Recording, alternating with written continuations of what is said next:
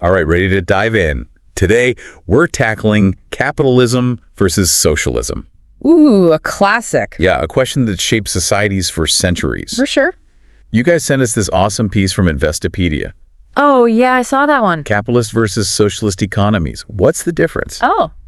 So let's skip the Econ 101 lecture, right? Yeah, let's get into We want to get to the real world stuff, the criticisms that make you think. Yeah, the interesting stuff. And maybe uncover some surprising facts about these economic heavy hitters. Definitely. So before we go there, maybe we should just do like a super quick level set. Can you break down the core principles behind each system, like just the basics? Absolutely.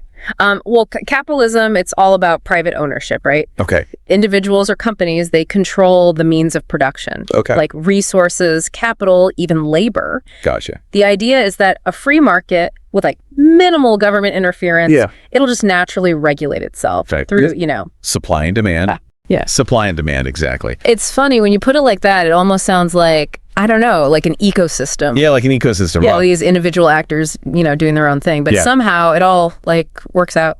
Yeah, well, in theory, right? That's the theory, at least, right? The famous invisible hand. Adam Smith talked about. Right. The idea that self-interest somehow ends up creating a balanced, efficient market overall. Pretty clever, huh?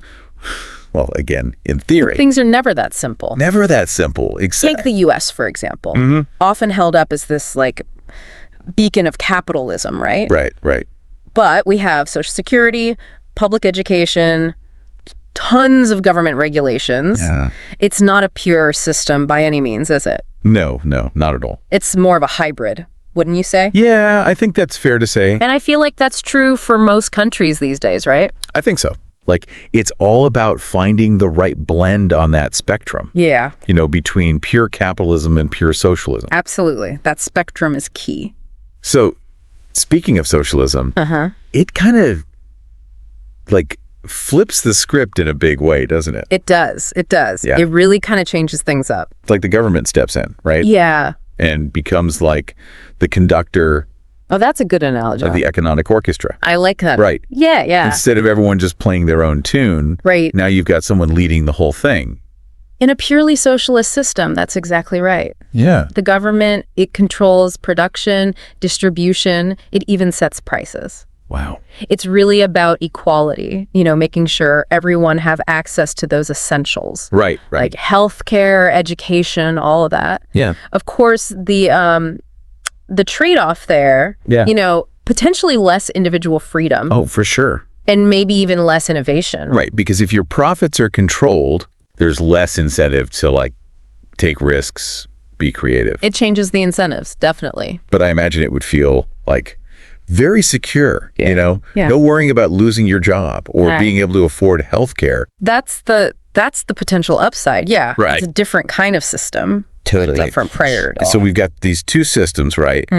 Each with its own philosophy, own set of goals. Yeah. I'm kind of curious now to see how they actually play out in the real world. Well, and that's where things get really interesting. Right.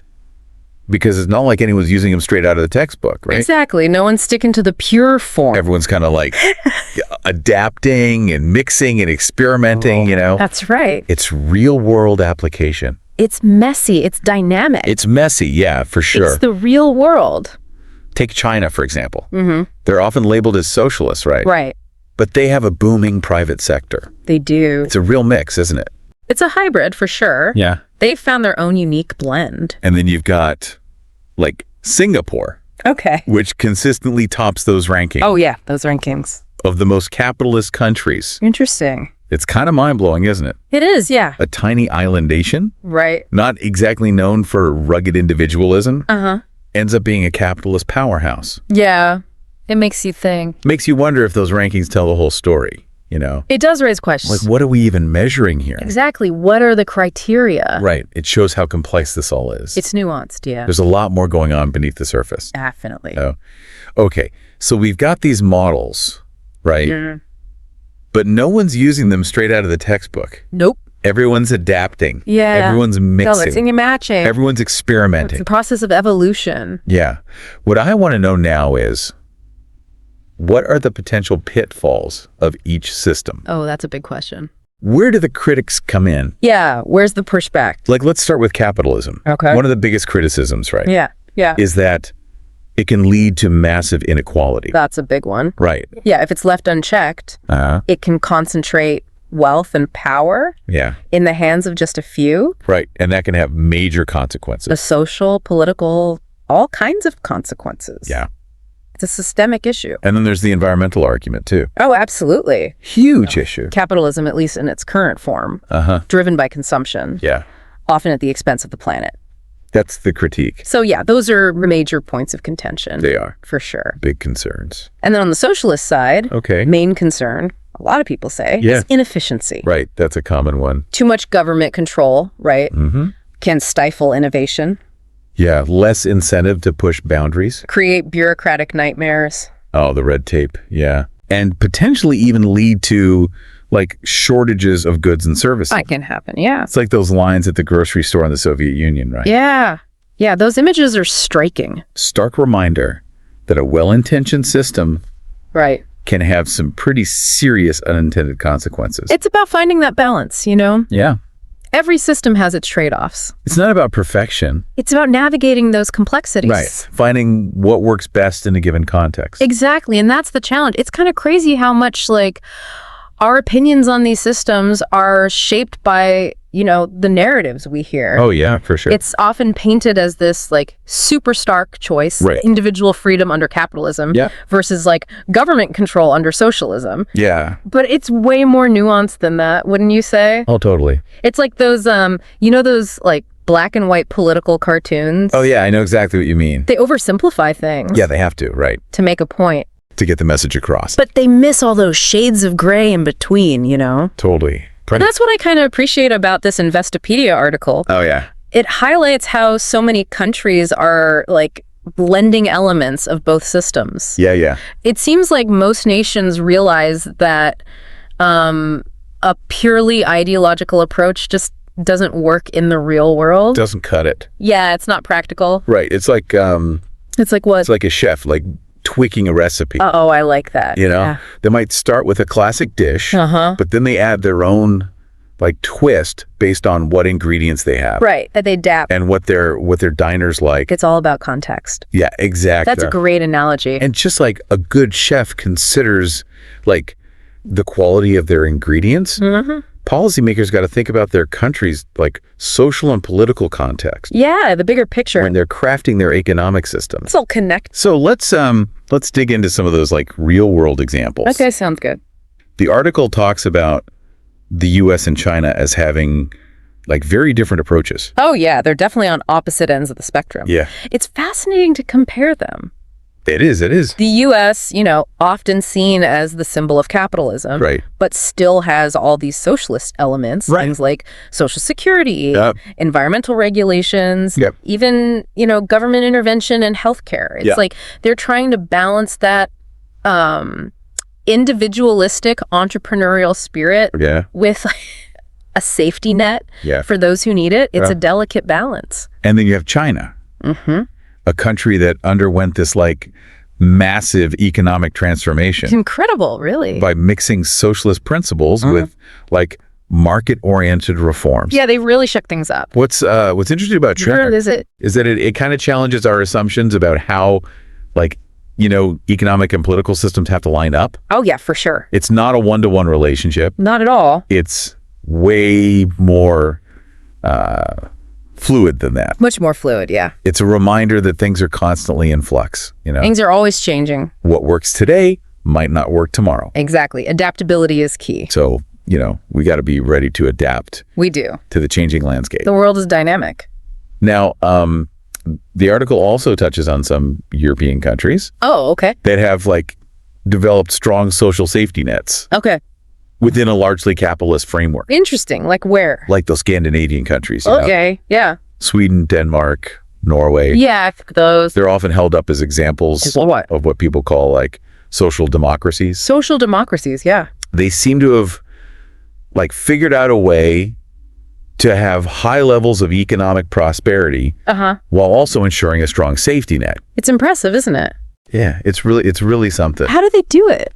I don't know. I guess they've done a remarkable job of balancing individual freedom with like collective responsibility. Yeah, that's the key, isn't it? Yeah, finding that sweet spot. It's a delicate balance. And their success is a testament to the idea that, you can have a system that's both compassionate and competitive. It's not an either situation. No, not at all. It's about finding a system that works. So we've talked about the balance between these two systems. Okay. Now I want to shift gears a bit. Okay, where are we going? And talk about innovation. Innovation, okay. Innovation is often seen as the engine of economic growth. It's what drives progress. But does it thrive equally well under both systems? That's the question, isn't it? That's what I'm wondering. It's a matter of debate. Yeah. In capitalist systems, yeah. The profit motive, it's a powerful driver of innovation. Okay. Businesses are always looking for ways to, produce better products. Yeah. Outmaneuver their competitors. Right. Get ahead. Capture a bigger piece of the market. Right. It's a constant race. It's like a constant race to the top, right? Exactly. Always pushing the limits. Pushing the boundaries, yeah. But what about in social systems? Okay, good question. If there's less emphasis on individual profit? Yeah. Does that mean innovation takes a hit? It's not that simple. Oh, okay. While the incentives might be different, socialist systems can still foster innovation through government-funded research and development, public-private partnerships, focusing on fulfilling social needs. So it's more about steering innovation. Yeah, steering innovation. Towards collective goals. Rather than purely profit-driven ones. Exactly. Okay, that makes sense. It's a different approach. It's a different way of thinking about it. Different priorities, different outcomes. Through all this, one thing that keeps coming up is the role of government in the economy. Yeah, how much should they be involved? It's a big question. It's almost like that's the dividing line between capitalism and socialism. How much government intervention is the right amount? Capitalism in its purest form is hands off, right? Yeah, let the markets do their thing. Let competition and innovation drive progress. The invisible hand, right. But even in the most free market systems, there's got to be some government involvement. Oh, absolutely. Even Adam Smith said, right, you need someone to set the rules. Right, make sure everyone's playing fair. Enforce contracts, protect property rights, all of that. And then there's those essential public goods, right? Yeah, the things markets don't always provide. Things like infrastructure. Infrastructure, education, maybe healthcare. It depends on the system. Right. But the government steps in to make sure those things are taken care of. It's about creating a level playing field, Yeah, so the system doesn't go totally off the rails. Exactly. You need some guardrails. But then on the socialist side, you have a much more active role for government. Oh yeah, much more hands-on. Right. Socialists argue that the market alone won't create a fair society. Right. You need the government to step in, redistribute wealth, provide essential services. Sure, everyone has a chance, even if they don't win the capitalist game. Exactly. It's about social safety nets, reducing inequality.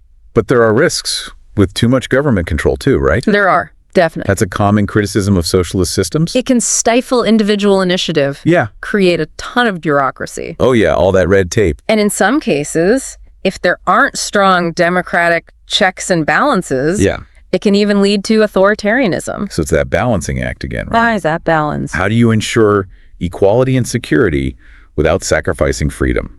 That's the question. How do you promote innovation without stifling the market? It's a constant challenge for policymakers. It feels like these are questions every society has to grapple with. They are. There's no easy answer. And there's no one-size-fits-all solution either, is there? Nope. The right balance will be different for every country. It's going to depend on their history, their culture, all the specific circumstances. Context is everything. What strikes me is that sometimes we get so caught up in the theory.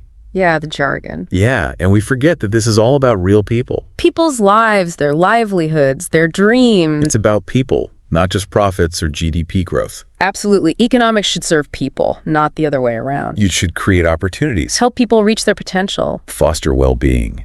It's about the human element. So as we wrap up this deep dive, I want to circle back to a question we asked earlier. Okay, which one? What if the future of economics isn't about tweaking the existing models? What if it's about coming up with something totally new? It's a radical thought, but it's intriguing. With all the challenges we're facing, climate change, technology, everything. Yeah, maybe we need a fresh perspective. Maybe it's time to think outside that traditional capitalist versus socialist box. To reimagine the possibilities. Could there be a third way? Maybe. Who knows? A system that takes the best of both and blends them with new ideas. A hybrid system for a hybrid world, maybe? A system that rewards individual initiative, but also collective responsibility. That values sustainability and social justice alongside economic growth. It's a tall order, but it's a conversation we need to have. It's a challenge to our creativity, our imagination. It is, but that's what makes it so exciting. The future of economics isn't predetermined. It's something we shape with our choices. And our willingness to envision a better world. Exactly. Well, that's a great note to end on. It is. It is. So to everyone listening, keep asking those tough questions. Keep learning, keep exploring. Keep pushing for a future where everyone has the opportunity to thrive. And remember, the best economic system is the one that works best for people and the planet. That's the ultimate goal. That's what it's all about. Thanks for joining us on this deep dive. It was a great conversation. We'll be back next time with another fascinating topic to explore. Until then, keep thinking critically about the world.